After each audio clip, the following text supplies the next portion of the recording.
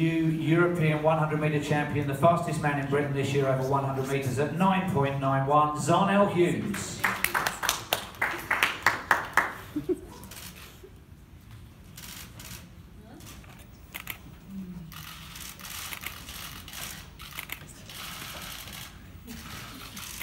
And I think you may want the three in a picture, so we'll have a rose between two thorns standing up, and then perhaps the two Brits.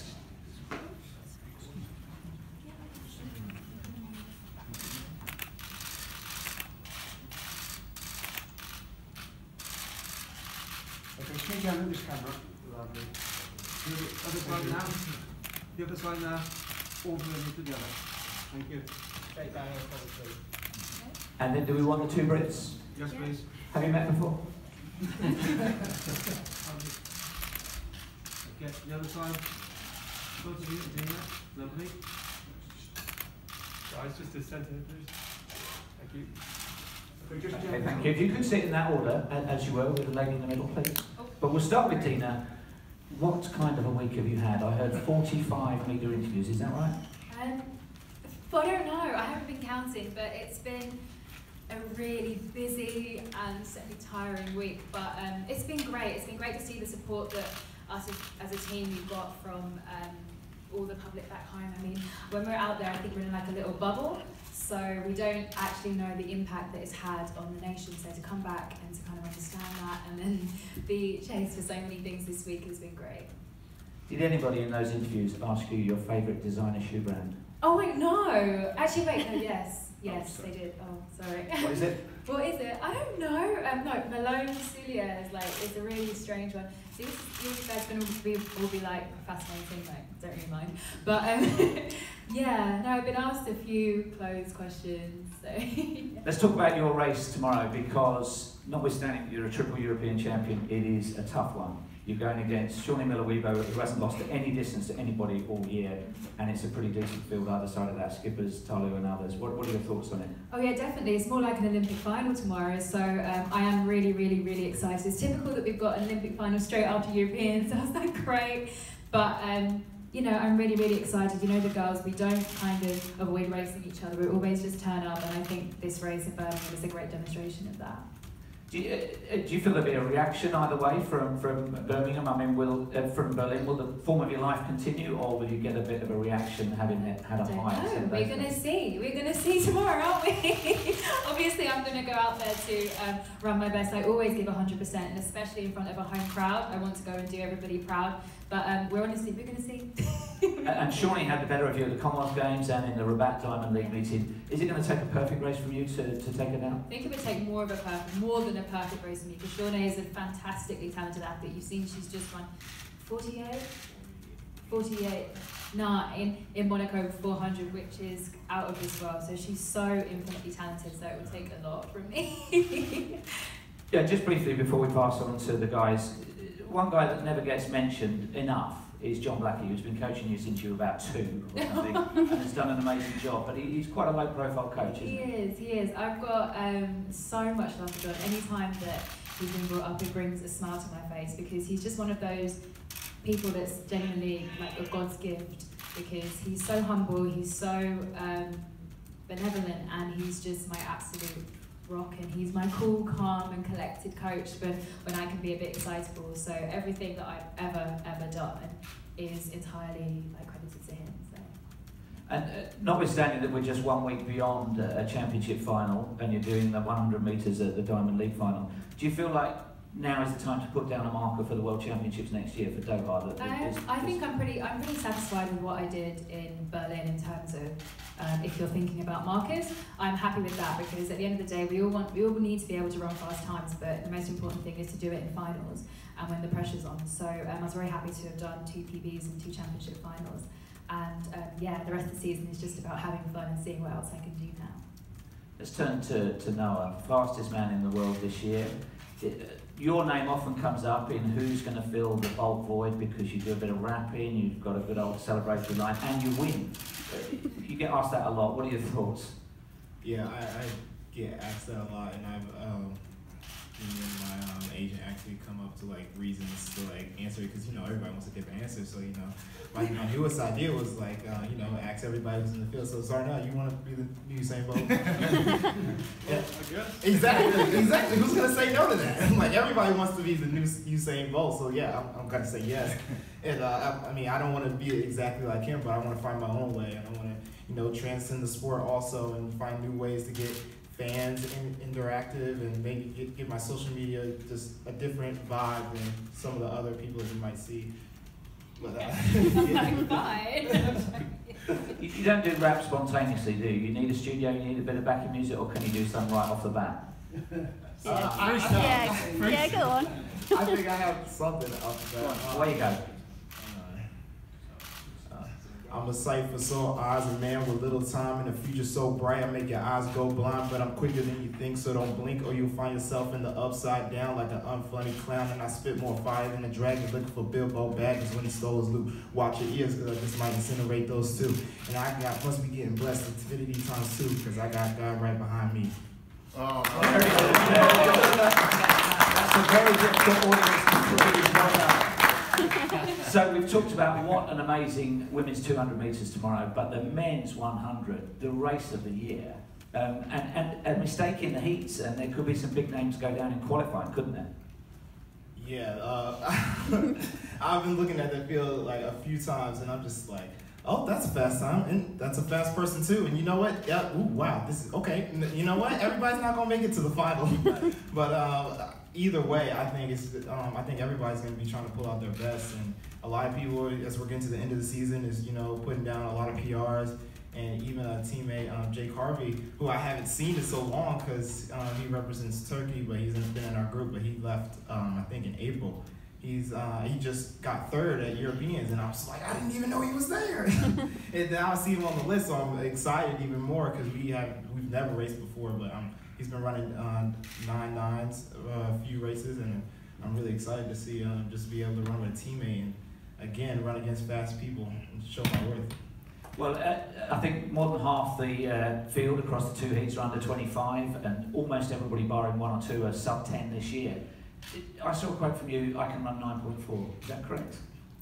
I have said that many times. I have a dream where I've run 9.41. Now, I have heard some people run with that and say that I'm going to do that this year. No, that's not a this year goal. That is a future goal that will definitely come later in time. Right now, I'm just trying to fix my start.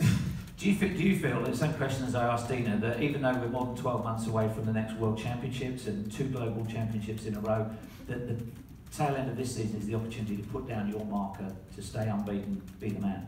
Almost definitely.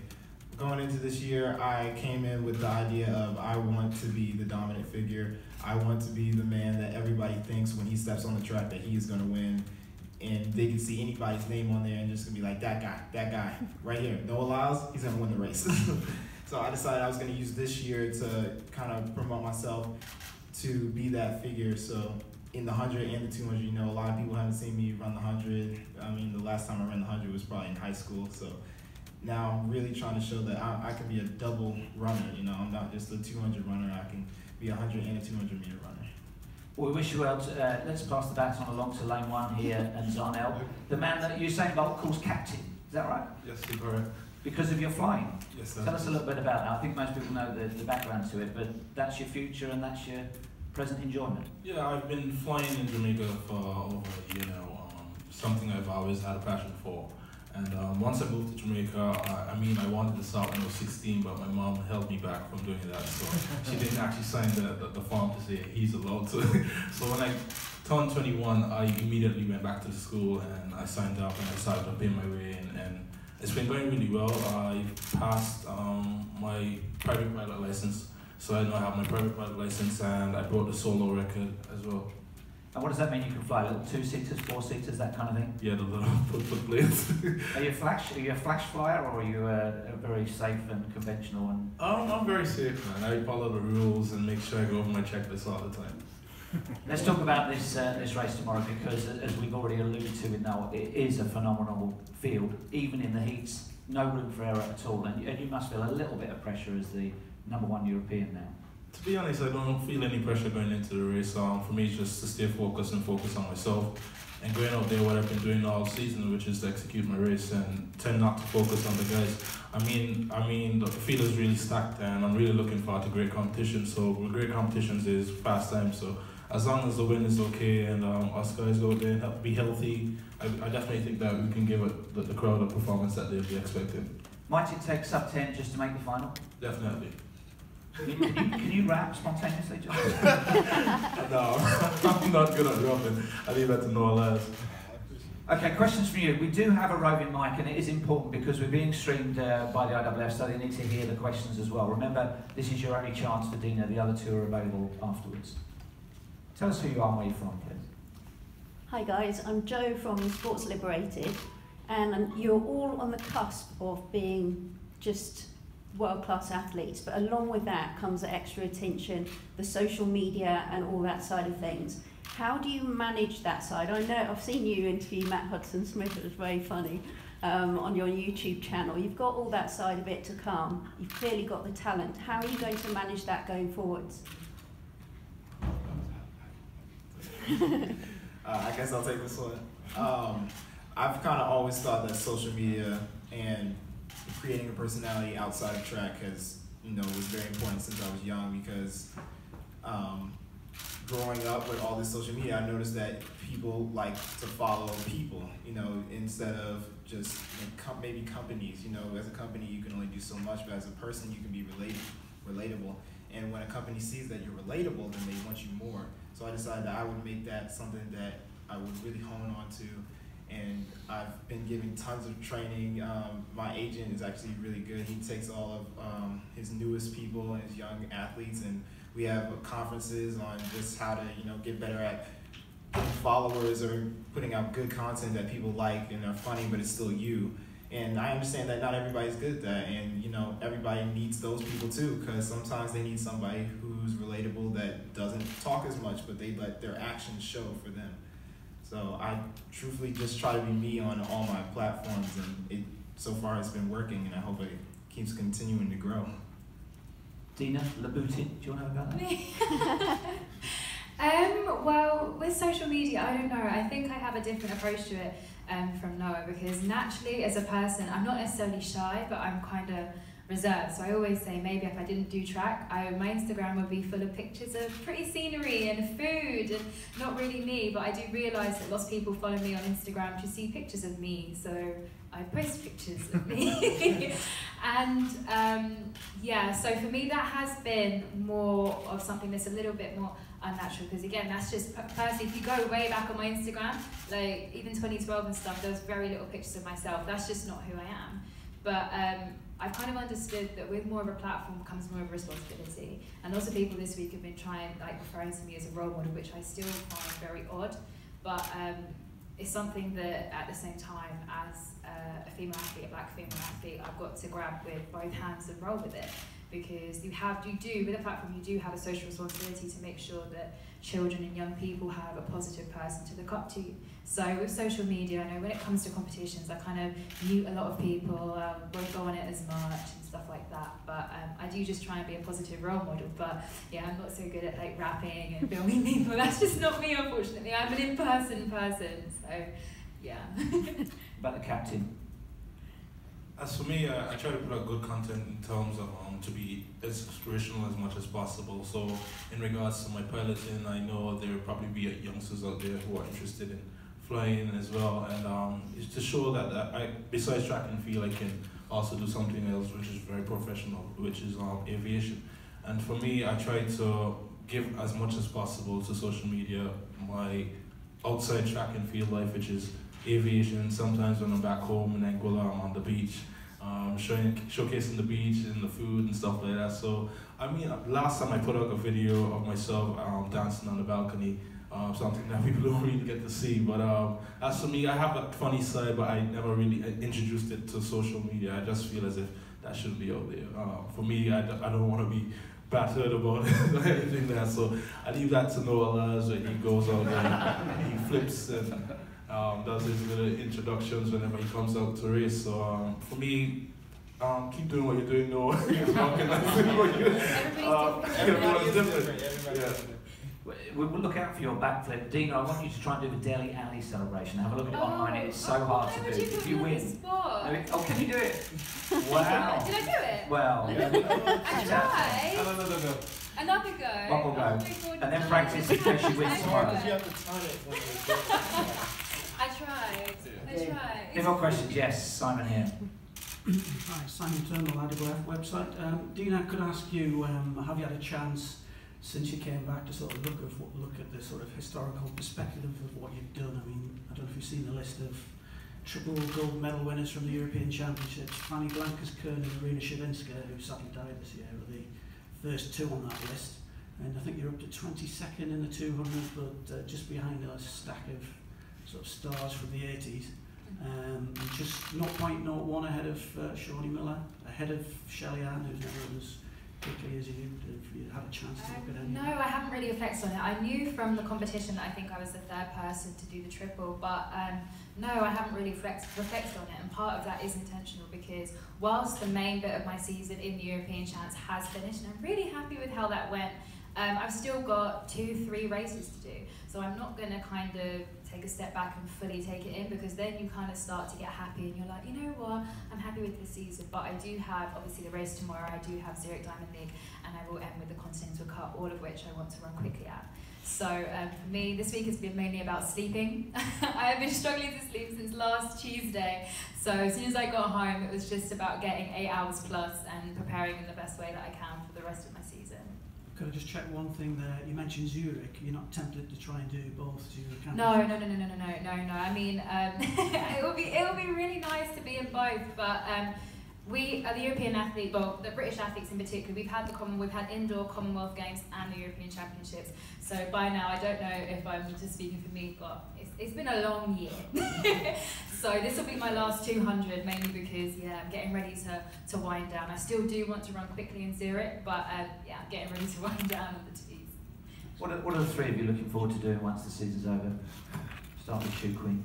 Shoe Queen. Where does that come from? You can see my gold nights if you want to stay. No, I'm joking. I'm going on holiday. It's going to be lovely, and I'm going to spend some time just chilling and relaxing in London. I'm going to have quite a long off season since we have Doha quite late next year, and I'm going to eat lots of bad food, lots and lots and lots of bad food, lots of sleep and bad food. Zharnel, you going flying? For me, I won't be flying. I'll just be chilling. For me, I need as much sleep as possible. I've been really tired. As Dina mentioned, it's been a long season. Really can't wait to just hit on the bed and just be knocked out for a couple of days. But as for me, I'm going on holiday. I just started thinking about it last night, to be honest. I don't know where exactly it's yet, but I have some plans. Definitely be spending some time with my family, because I haven't been with them for quite some time. So it'll be nice to be with them, and who knows, when I get back to Jamaica, I'll definitely be doing some flying just before the season starts. If you live in the Caribbean, where do you go for your holidays? There's so many to go. There's I've been to St. Lucia, there's Antigua, Dominica. I really want to try Aruba as well. It's really pretty over there, so I definitely want to try scuba diving for the first time. I've never done it. I've always been afraid of sharks. Actually, I always imagined diving and here comes a shark next to me. I fully panic. I know that for sure. So for me, I just want to try that new experience maybe, and hopefully it goes well. So you're good on the land and in the air, but not quite so good underwater. Yeah, definitely. I leave the underwater thing alone. Let's ask Jay-Z at the end what he's doing. I actually think of myself as a young Kanye. I'm joking. But so my mom is actually getting married the week after Continentals in Jamaica. So I'll be flying there right after I'm done with the season. And Matthew Asher-Smith is actually going to be joining us. What could possibly go wrong? Exactly. But he missed my birthday celebration, so he's we've gotten pumped for this to get his mind off of that. Questions from you? Dina, just when we were in Berlin, you were talking a lot about 2018, and you're trying to keep it in a little bit of perspective that areas outside of Europe and the Commonwealth were seeing it as a down year. I mean, presumably there must be quite a strong curiosity on your part to get up against someone like Weibo, against Talou, and and to actually, you said before you're not looking to set down a marker, but kind of, do you know what I mean? I mean, every race you want to go into, you want to do well, but I mean, I race these girls all the time. Like, I've been racing them throughout the season. I race them year in, year out, so I wouldn't necessarily call it a curiosity. I mean, we kind of know whereabouts we are with each other. So tomorrow's going to be fun. It's always going to be fun competing in Birmingham in front of a home crowd. But yeah, I'm definitely well aware that Europeans didn't include some of the best sprinters and the best sprinting nations in the world. That's why I keep telling everybody to relax, chill out. Like, the times are good, but like, you don't know how it's going to translate in global competition. Presumably psychologically, there's an importance to getting wins over these people, getting more wins. I know you've beaten them before, but you know, more and more wins, these things all count, don't they? Yeah, definitely, but also psychologically, it's doing, again, performing well in finals, because you can win all you like on the circuit, you can win all you like throughout the year, but if you can't perform when it's under pressure or the cameras are on at the major championships, then you're not going to win the Olympics or World Champs or anything. So. Sean. Can you talk us a bit more about your Mad Week? What's the craziest thing that's happened? And just kind of, are you getting now people coming up to you much more wanting selfies? And how's that changed since Birmingham? Yeah, it's been a bit. To be fair, so now I'm thinking. I've said it to Mad Week. I'm thinking, what did I do? It was crazy. I slept a lot. We definitely needed to catch up on sleep. But I think for me, it's just it's the interest. That it's very humbling and heartwarming to see so many people that wouldn't typically engage in athletics, particularly with it being a European Championships and not a Worlds or Olympics, give you just general well wishes. I got quite a lot of love on social media, like storms in with these people like, oh, congrats, which is, it's obviously really nice. It's nice to see that, particularly in a European year, that you can kind of come outside the sporting and athletics bubble. So I think that's been the weirdest thing for me, the fact that it's not the usual fans that are very much congratulatory. You know what? I need to sleep again.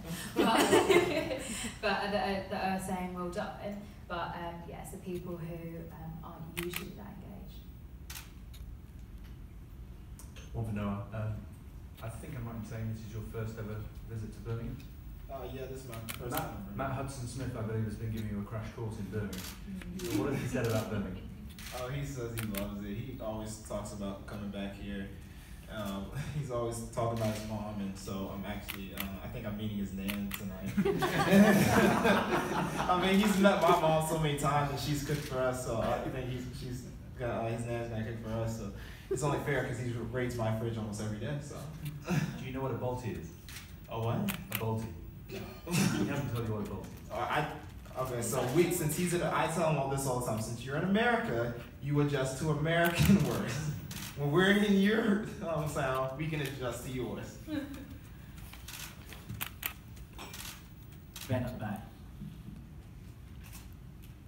For Dina, I know you say that you stay in your own bubble when you compete, you don't focus on what's going on around you, but can you appreciate that tomorrow there's going to be quite a few big names out there looking to take your scalp now? Oh yeah, definitely. That's what I love about all the female sprinters. Like, we always all turn up and give our A game whenever we can. Like, there's not much ducking and diving with any of us. So, I'm definitely well aware. And the fact that I'm at home will make it 10 times more intense. Definitely, I'm under no illusions. It's like when, as a relay team, we went into the relay final. Our main motivation was obviously to win and not let the German girls win at home. So it's going to be exactly the same tomorrow, and that's why it's going to be a good race, because for that reason as well, I'm not going to want to put on a bad performance in front of a home crowd. Will that be added incentive for you to show that the European title means something? Perhaps, but I mean, for me, I think that we're under some sort of different pressure. Yeah, we're in different circumstances to a lot of people that are in the field. So for me, it's just very much about performing to the best of my ability and what I have in the tank right now. And if that comes with a good time, if that comes with performance anywhere near to what I was able to do last week, then I'm going to be honestly over the moon. Weather forecast, by the way, is pretty much like today: cloudy, 19 degrees, and 1% chance of rain. So some tickets still available. Any of you online that could promote that would be much appreciated. We've got 4 minutes left if anybody's got any final questions on here.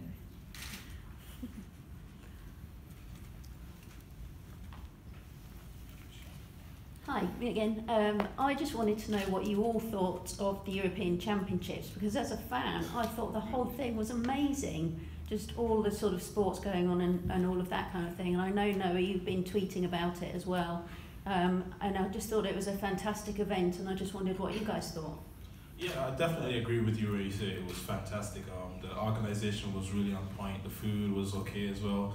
The transportation, everything, the whole atmosphere being there, the crowd was stacked almost every day that we were there. The track was super fast, and I really love racing the ball. And at the end of it, I said to some of the German athletes that I'll definitely like to come back and race there. It's just been amazing championships for me. Every time I stepped out on the track, I really wanted to give my best. The support from the British fans as well that were there, it was just phenomenal. You know, each time that you made a lap of honour, you saw the flags and all the support that was there for us. It was a dream come true, you know, and I definitely would like to say a huge thank you to everyone that came out to support us on the championship days, and making sure that the stadium was always packed and giving us the energy that we needed to go out there to perform well. Spectator. Yeah. So this is my first time watching European champs ever. Mostly because I had a lot of teammates running, and then I actually wanted to see. Zharnel run. I was interested to see how fast the 100 would be. But I was kind of more coming in and out of days, mostly for the 400, the 100, and then around the 200. And don't worry, I was watching. I had no interest in Dina's race. No, I watched the trials too, so I definitely saw you were gearing up to drop some bombs. How's it going? But it was interesting because I was watching and I was like, wow, this seems like an actual world championships, and I was like, it's like a world championship. Exactly. And I'm just thinking, why isn't NACAC or any of these other championships that they have in like how they group them off? Like, why are they not like? What is that in Europe? Yeah, I think that. Why is Europe so great? Why are they doing it so well? And I'm just like, now I kind of want to go to Europeans. maybe I should have just stayed there instead of taking my little break and just like watch my teammate. But I was screaming my head off at Matt. Going around in the finals, it was like, he's getting out too hard. He's getting out too hard. He's coming down. And he's coming off the last turn, and I'm just like, oh my gosh, this man is so far out. And then like in the last 50, I saw him pushing for it. I was like, oh, he's not gonna get the record. But he's so close though. And I was like, I'm screaming because we've been watching Matt since he first got to us in October, and he's been having some interesting races all the way from Commonwealth, some of these Diamond Leagues, and we're like just waiting for the perfect race to put it all together.